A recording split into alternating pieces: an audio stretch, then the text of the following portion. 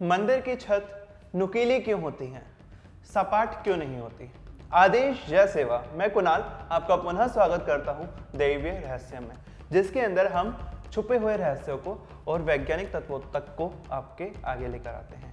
जी हाँ, आज का विषय बहुत ही अचंभे में और रहस्य में डाल देने वाला है।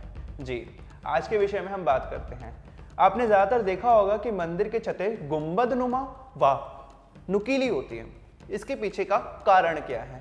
इसके पीछे के कारण की तरफ हम चलते हैं। सबसे पहले हम बढ़ते हैं, जो मंदिर की छतें हैं वह कितने प्रकार की होती हैं। अब इस टॉपिक पे डिस्कशन करते हैं।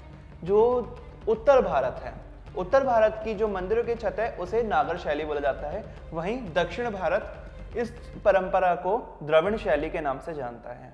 इसके अंदर वास्तु के अनुसार मंदिर की छत को शिखर बोला जाता है। शिखर क्यों? इसके ऊपर जब मंदिर बनता है तो जो मंदिर की जब चोटी आती है, जो चोटी होती है उसके ऊपर एक कलश रखा जाता है। ज़्यादातर वो कलश तांबे का होता है। बाकी जो मंदिर है, वैभवपूर्ण मंदिर है, वो मंदिर स्वर्ण कलश उसके ऊपर स्थापित करवाते हैं। तो अलग अलग जगहों पर अलग अलग प्रकार के मंदिर की छत बनाई जाती है। वहीं जब हम साउथ डायरेक्शन यानी दक्षिण भारत की तरफ प्रस्थान करते हैं तो वहाँ छत अलग प्रकार की होती है, जो एक झोपड़पट्टी टाइप की लगती है दूर से देखने में, एक नुकीली झोपड़पट्टी जो काफ़ी ज़्यादा विस्तृत है। इसके अलावा हम अपने उत्तर भारत की तरफ जाते हैं तो वहाँ आपको पता ही है, नॉर्मल गुंबदनुमा या फिर नुकीली छतनुमा मंदिर का शिखर बनाया जाता है। इस प्रकार से दो तरह की हमारे भारत के अंदर परंपरा है मंदिर के शिखर बनाने की। तो हम जानते हैं मंदिर को इस प्रकार से क्यों बनाया जाता है। जो आध्यात्मिक दृष्टिकोण है, यानी आध्यात्मिक दृष्टिकोण से हम देखते हैं तो मंदिर यानी जो मंदिर है बिंदुकार है, यानी जो मंदिर है ऊपर जाकर एक बिंदुकार में समाप्त हो जाता है। इसका मूल कारण क्या है? मूल कारण ये कि हम अनेक ग्रंथों को उठा के देखते हैं तो वहाँ पर संपूर्ण ब्रह्मांड को केवल एक बिंदुकार बताया गया है। जो एक केवल एक बिंदु है वह ब्रह्मांड है। इसका प्रमुख कारण ये भी है कि जो ब्रह्मांडीय ऊर्जा है वह केवल आकर एक बिंदु में या फिर जैसे कह सकते हैं ब्लैक होल में जाके समाप्त हो जाएगी। उसी प्रकार से एक छन्नी टाइप की ये एनर्जी का संरक्षण और उसे बढ़ावा देने का कार्य भी ये करती है। इसके दूसरे प्रमुख कारण की तरफ चलते हैं। इसका दूसरा प्रमुख कारण ये भी है कि जो सूर्य की किरणें हैं, यानी जो सूरज होता है उसकी किरणें जब मंदिर पे आती हैं तो वह वापस रिफ्लेक्ट होकर दूर चली जाती हैं। जो मंदिर का गुंबदनुमा हिस्सा है वह मंदिर के भीतर ठंडक बनाए रखता है, जिससे कि उस पर ऋतुओं का कोई प्रभाव ना हो। जब मंदिर के ऊपर कोई भी चीज़ आएगी तो जिस तरीके से उसका रिफ्लेक्शन है वो वापस डाइवर्ट हो जाएगा। इस कारण मंदिर का शिखर इस प्रकार बनाया जाता है। इसका दूसरा प्रमुख कारण यह है। इसके अलावा एक और चीज़, जो मंदिर का ऐसा शिखर होता है उसके ही नीचे उसको गर्भगृह बोला जाता है, वहाँ भगवान की स्थापना की जाती है। यानी जो कोई भी देवी या देवता है उसकी स्थापना उस गुंबद के नीचे ही की जाती है।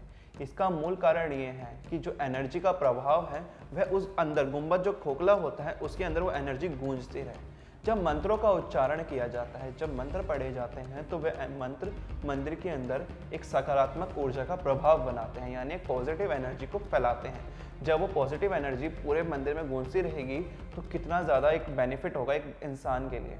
क्योंकि जब आप जाएंगे तो आप सोचेंगे कि मंदिर में जा रहे हैं तो ऐसा क्या होता है कि जो घर में ऐसी चीज़ नहीं है वो मंदिर में जाके आपको मिल जाती है। आपका ध्यान भगवान की तरफ क्यों आकर्षित होता है केवल मंदिर में ही, घर में क्यों नहीं होता? इसका मूल कारण ये भी है कि जब मंदिर में हम जाते हैं तो उस जगह पे एक ठंडक, उसके अंदर एक सकारात्मक ऊर्जा है। जब मंदिर के आप सोचिए जो घंटा होता है, मंदिर के अंदर जो घंटी है वो तक साइंटिफिक है, बहुत ज़्यादा साइंस है हमारे धर्म के अंदर, परंतु इंसान जो है वो जानना ही नहीं चाहता। इसके पीछे और भी चीज़ है। जब मंदिर की घंटी होती है वो तांबे की ज़्यादातर बनाई जाती थी, तांबे और कांसे की।